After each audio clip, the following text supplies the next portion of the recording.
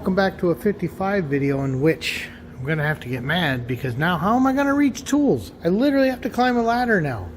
7-foot tall people aren't considerate of us normal sized people. Anyway, Harlan's still not perfect. He's definitely had a rough year, a rough go at this. So when he comes in, we're just gonna kind of stay away from each other. So but Josh is picking up the car here, I think next week. So at this point, I really want to get this clamp at the bottom of the column on, this hose on for the upper, and then he is supposed to pick up 2 hoses from Napa that I think I might be able to adapt. So for the lower. So that's kind of where we're at. It's probably going to be a short video. Just want to kind of let people see what's going on. Yeah, I really need to get that on there and get all this taken care of before these doors are painted. We're obviously not talking rocket surgery here. So those 2 holes luckily were still there. I'm about to tighten those up and then a clamp goes around there. That's kind of it, you know. And the clamp really fits the theme of everything else we've been doing. We've been using those, so that'll look pretty nice, I think. There, that's something we'd been worried about for a little while. So that's not going anywhere. It looks more functional than anything, but you know, it is what it is. Okay, he's got to dig out clamps, but I don't think we're going to get a better hose here. So cut that one down to fit, and that's nice. These 2, that hopefully one of them is the right one, should be here shortly. So always difficult. That's just one of the hardest parts of swaps, is finding hoses and stuff. Okay. Yeah, having to climb the tower to get a socket, I don't think that's going to be sustainable. We're going to have a talking with this 7-footer. But, like I said, I'm pretty happy with that. He's supposed to be here from Napa any minute now. So we'll see how this goes. Hopefully one of those fits. I need to start looking around and see if I can figure out where those clamps are. You know, we use some like that on the Corvette, so I know we've got more. Okay, so we're kind of going through the hoses. Nothing's ideal, so I just cut a chunk off of one to see how much. See, that slides on too easy. So I have a feeling, though, that the little bit I left will give me a nice entrance to get it on, because this is going to be a snug fit. So let's try that. I don't believe it, but the problem we're actually having is finding a clamp that fits that. We've been playing around and we already broke one. So I kind of like that. That looks good. So I'll do the same on this one. Well, it's hard to get at these. And I think we finally have some clamps that are going to work and a hose that's going to work. Getting that spring in here so that this doesn't collapse was fun. And this hose, of course, came out beautiful. I'm real happy with this hose. But it's also the easiest one to get at. Of course, that was the easy one. So now we can go ahead and slide that overflow in. And that should be the coolant stuff. Okay.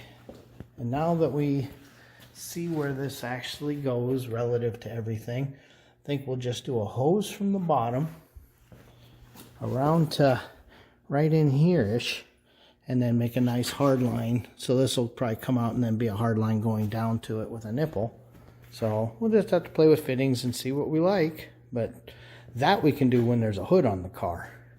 Some of this stuff would have been less fun to do with a hood on a car. In a very disappointing conversation, somebody pointed out that he would still like to put the battery right there instead of in the trunk. So we're looking to see what the implications of that are. So after a tremendous fight, because hood springs suck, I just took that one off because we need to see when this comes down. Okay.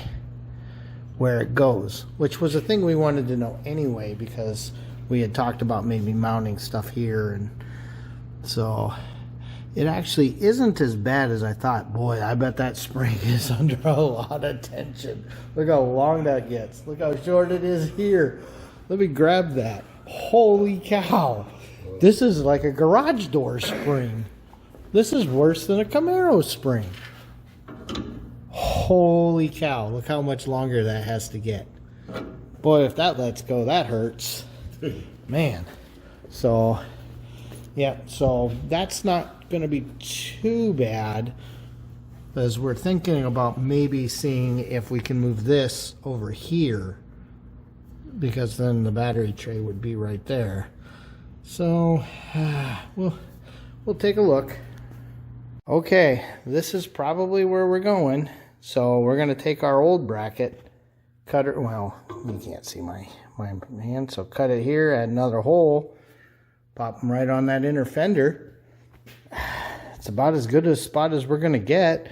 We already have heat shielding on everything, and honestly, with the hole in the hood, I don't think heat soaking is going to be a big problem with this thing. We decided we better make sure that this actually fits.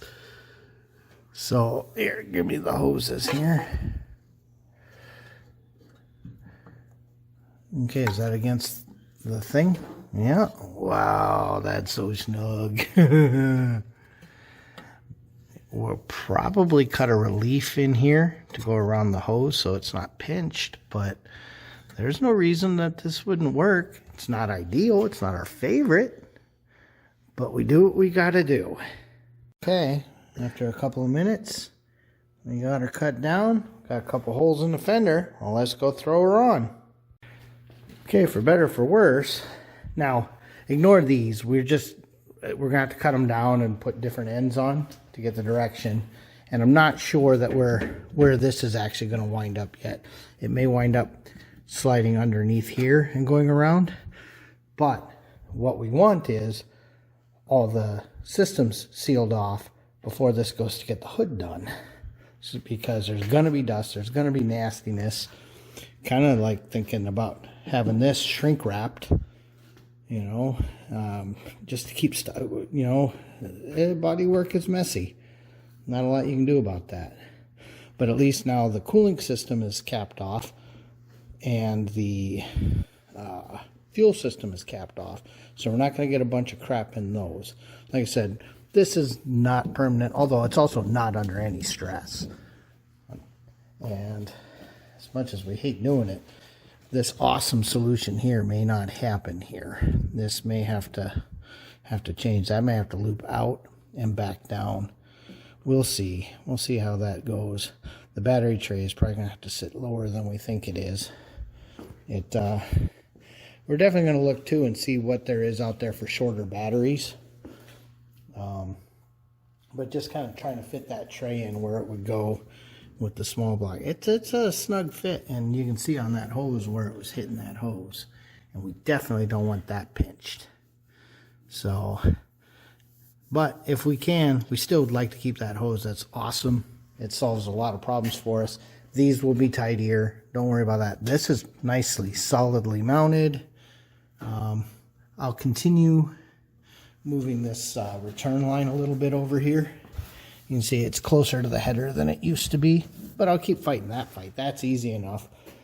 What we need is this sealed off, because Josh is going to take it and cut a hood and put on it. He's also going to have to put a spring back on because we took it off, but I'm sure he'll get through that. But we really needed to know where this wanted to sit. It tucks right in, because the 57 is completely different, because of course it is. But yeah, so there. We actually did get a little bit done this week, so can't complain there. So if the next thing you see is ShopWrecks, then thanks for watching. If it isn't, well, you know, then something else happened. This has been another ShopWrecks approved video.